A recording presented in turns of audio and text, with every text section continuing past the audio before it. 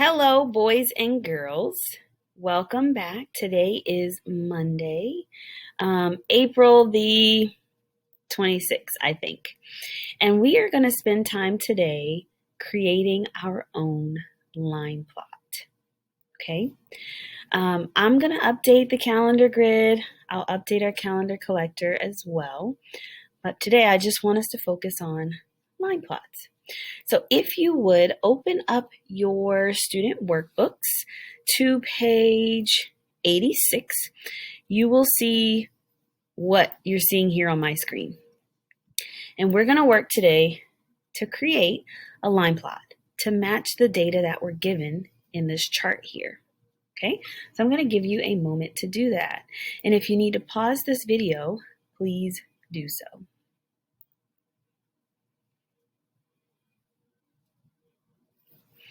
All right, so you should be on page 86.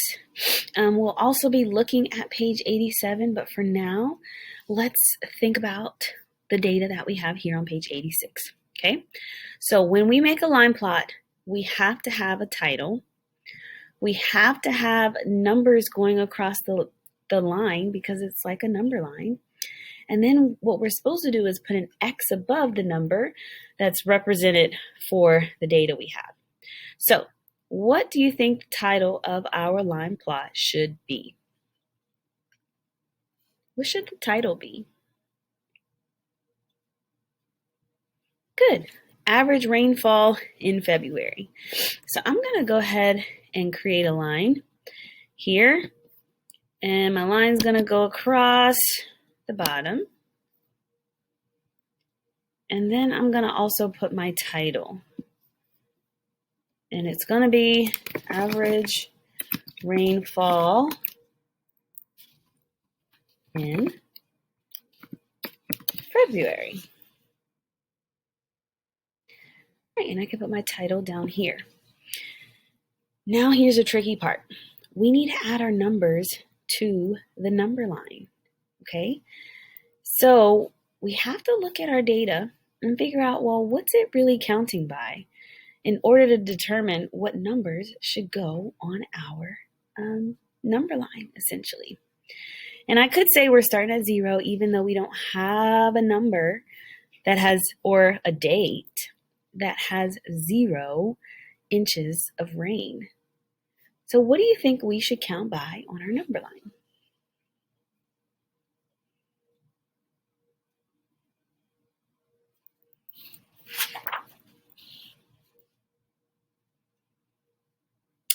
All right, did you say 1/8?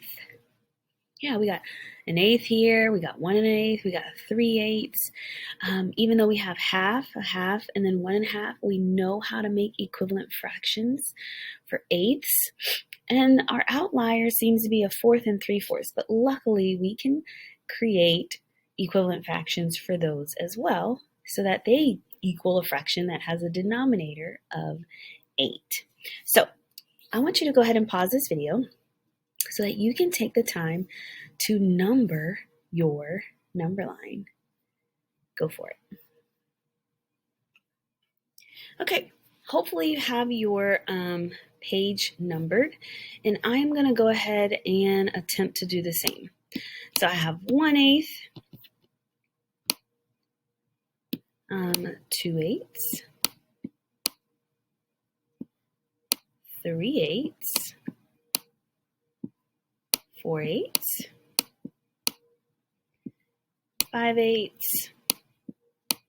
And even though I don't have a data point represented with 5/8, I'm still just counting by eighths because it may make it easier to answer some of those questions that I showed you we will be getting to eventually, okay? We have 6/8, 7/8, 8/8, which is the same thing as, good, 1 whole. And then we have 1 and 1/8. 1 and 2/8, 1 and 3/8, and 1 and 4/8. Now, knowing that we have some fractions on our chart here that don't end in eighths, we can go ahead and find some equivalent fractions, okay? So we need to label a half. How many eighths are equivalent to 1/2? Good, 4/8. So I'm going to put 1/2 here, and I'll have to move my title. And that means 1 and 4/8 is the same thing as saying 1 and 1/2. Now we need to find where 3/4 and 1 and 1/4 would be. How many eighths are in 3/4? So I'm going to write that over here. We need 3/4 to be equivalent to some amount of eighths. And I think that by now we talked about using multiplication to find equivalent fractions. So if I'm taking each section and I'm dividing it in half, which means I'm multiplying it by 2, I'm doubling the amount of sections I have. That means if I had shaded in 3, I doubled the amount of what I shaded in. And I could draw a picture to show you, but hopefully you know exactly what I'm talking about. But I can show you. So here's my shape. And if I have fourths, here's my fourths. And let's just say I shaded in 3 of them, like so. If I want to now have eighths, I'm going to divide each of my fourths in half. So now I have eighths, and it doubles the amount of sections that I've shaded in. So 6/8.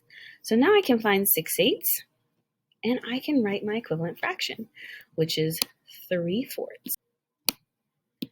Okay, and now I can do 1 and 1/4, because if 3/4 is 6/8, then how much is 1/4, which is right here? How many eighths is that? 1, 2. It's 1 and 2/8. So then this would be my 1. This would be my 1 and 1/4. So what is our next step? Now we need to put our x's above our data points here. And I am going to add 0 here just because that's standing alone. Okay, so let's go ahead and add our x's where we need. We have February 1st, which is 1 1/8, and I'm going to change my color. I'm going to check it off after I've done it. Here's an X. Have February 2nd, which is 3/4, and we have our equivalent fraction already labeled, and I can check that off. Go ahead and finish your line plot and pause this video. All right, so yours should look like mine. And that's all that I wanted to focus on for today. If yours doesn't look like mine, you may want to go back and double check your work. We have represented all of our data points here. And so we now have our line plot, which we will use to answer some questions about our line plot, using words that we've learned like median, mode, and maximum, minimum to answer the questions on this next page. So, great job today.